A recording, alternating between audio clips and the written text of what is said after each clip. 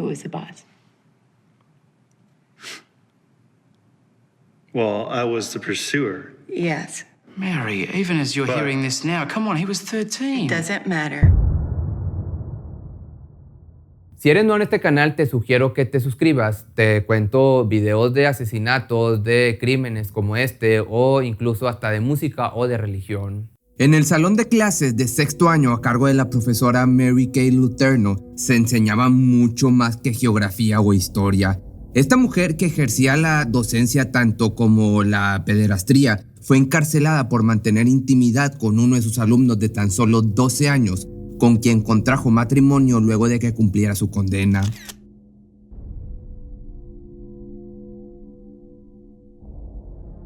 Corría el año del 96, las clases habían comenzado en la escuela pública del distrito Highline en la ciudad de Des Moines, cerca de Seattle. Aquel ciclo escolar sería inolvidable por el escándalo desatado debido a las acciones ilegales de una de sus maestras. Exactamente al interior del aula del sexto año tomaba clases un estudiante de nombre Billy Follow, con la adolescencia en puerta, experimentando cambios físicos y emocionales. Él y su grupo de amigos comenzaban a interesarse en el tema de las chicas. Poco a poco, las horas de receso que pasaban corriendo de un lado a otro se fueron convirtiendo en conversaciones sobre quién era la niña más bonita del colegio.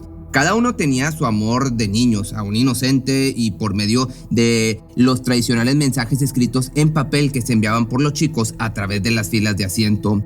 Una mañana, durante las tantas pláticas sobre quién le gustaba a quién, salió a relucir un inocente comentario por parte de Billy, alardeando sobre que él le atraía a una muchacha, refiriéndose a la profesora Mary Kay.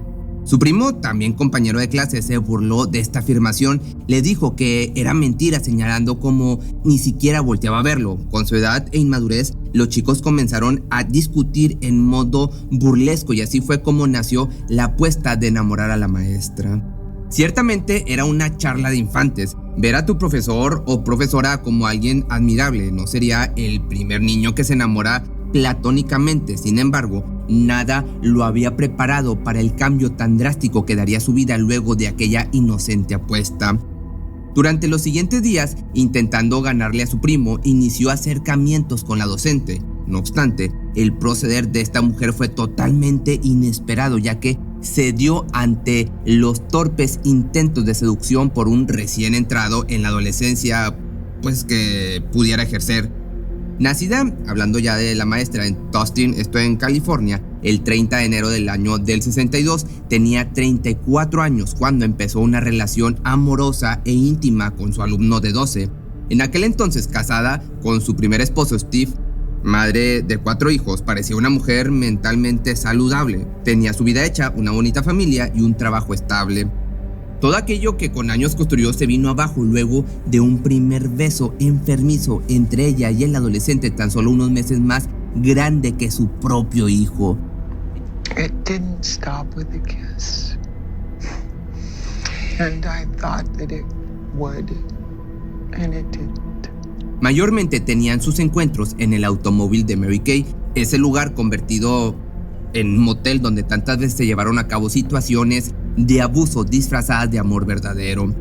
No pasó mucho tiempo hasta que en marzo del año del 97 se destapó la cloaca, dejando al descubierto las perversas cosas que hacían esta maestra y su alumno. El escándalo captó la atención nacional, convirtiéndose en las primeras planas del periódico y medios de comunicación. El fatídico descubrimiento lo hizo Steve, su esposo, quien, a pesar de sospechar una infidelidad por parte de su cónyuge, jamás imaginó que se trataría de un menor de edad. Pero ahí estaban las pruebas contundentes que condenaban a la docente. En medio de náuseas y asco, el hombre leía mensajes perversos referentes al amor y la actividad íntima que su esposa sostenía. Palabras escritas por Kay, demostrando el deseo carnal y sentimientos amorosos hacia un chico que podría ser, te vuelvo a repetir, su hijo. Steve quedó estupefacto, sin saber cómo reaccionar o qué hacer. Procedió a comunicarse con alguien de su familia, a quien le contó todo. Se trataba de un delito y rápidamente se denunció la situación tanto en el distrito escolar como con las autoridades. Era el fin de la vida de la docente y el comienzo de uno de los más grandes escándalos en Estados Unidos durante la década de los 90. La mujer evidentemente fue arrestada y llevada a juicio en el año del 97, pero ya era demasiado tarde. Había arruinado por completo la vida del chico, que aún no cumplía ni los 15 años, ya que ahora, aparte de haber sido manipulado y abusado, estaba esperando convertirse en padre. Una pequeñita producto de la relación enfermiza entre dos personas de 34 y 12 años, había nacido durante la espera de la sentencia de su madre, la cual terminó siendo absolutamente ligera. Por su parte, Letourneau accedió a declararse culpable de abuso de menores en segundo grado, únicamente por recomendaciones de su abogado, puesto que en su mente y opinión ella no tenía idea de lo que estaba haciendo era incorrecto. De hecho, durante muchos años sostuvo su desconocimiento acerca de este delito, afirmando que quienes la conocen le consideran incapaz de hacer algo así, con alevosía y ventaja. Gracias a su declaración de culpabilidad pudo hacerse de una baja condena de solo 6 meses, de los cuales solo cumplió 3 y salió en libertad bajo la promesa de no tener contacto con el menor por el resto de su vida.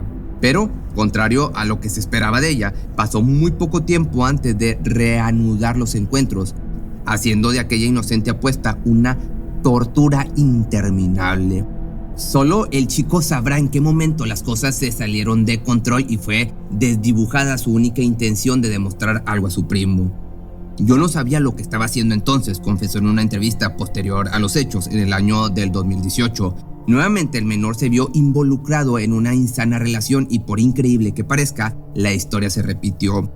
Una noche, incapaces de dar fin a este vínculo vicioso que les envolvía grotescamente, fueron sorprendidos sosteniendo relaciones íntimas al interior de su vehículo, por lo que rápidamente se vieron inmersos en un proceso judicial. De regreso a los tribunales, Linda Dow, quien fue la jueza que anteriormente había dictado una ligera sentencia, optó por ejercer mano dura en la acusada. Ahora Mary Kay enfrentaría 6 años en prisión, otra vez embarazada. Y así como una secuencia repetitiva, el chico se convertiría en padre por segunda vez antes de cumplir los 15 años. El ciclo de la condena se cumplió entre los años del 98 y el 2004, periodo en el que nació la pequeña Georgia, hermana menor de Audrey, ambas viviendo en casa de su padre y abuela. Esta última, llamada Zona Billy, prácticamente haciéndose cargo de 3 hijos, de los cuales 2 eran sus nietos, procedió a demandar a los directivos de la escuela primaria donde estaba su hijo, escenario en el que toda esta pesadilla había comenzado. Les acusó de no supervisar a los maestros correctamente, culpándolos de los abusos que el menor había sufrido en esa estancia, donde supuestamente debía estar seguro, al cuidado de los profesores. Con más bocas que alimentar en casa, hablando ya de otra cosa, exigió compensación económica para reparación de daños emocionales y responsabilidad financiera como parte de la manutención de las niñas, producto de la agresión, pero la corte se negó a tales peticiones. Los años pasaron y ya esta historia estaba lejos de llegar a su fin.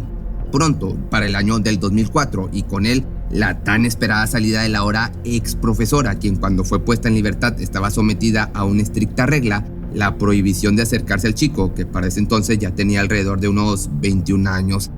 Sin embargo, esto no fue motivo para que ambos decidieran reencontrarse. Pronto, siendo todo un adulto, Billy acudió a la corte para solicitar el retiro de la orden de restricción.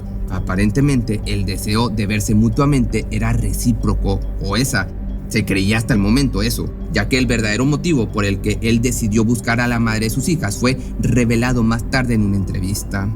Increíblemente, para el año del 2005 contrajeron matrimonio, al fin, sin esconderse y sin el miedo de represalias legales. Los dos pudieron vivir 12 largos años como una familia criando a sus hijas en el estado de Washington.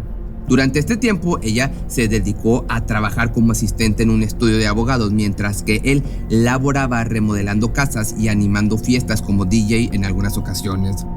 La unión tan controversial finalmente terminó con un divorcio solicitado por él en el año del 2017. Con respecto a esto, el abogado de la ex docente, David, compartió su opinión afirmando lo siguiente: no me sorprende que se hayan casado y no me sorprende en esta época que se estén separando. Este defensor de alto perfil había pasado más de 20 años en contacto con la pareja, tanto en el proceso del divorcio como en los asuntos legales que se desataron en contra de la mujer. Posterior a la separación, la pareja siguió conviviendo bajo buenos términos. Incluso compartían entrevistas en las que contaban cómo se había desarrollado su relación. En una de esas, salió a relucir el verdadero motivo que impulsó al chico a seguir con ese amorío.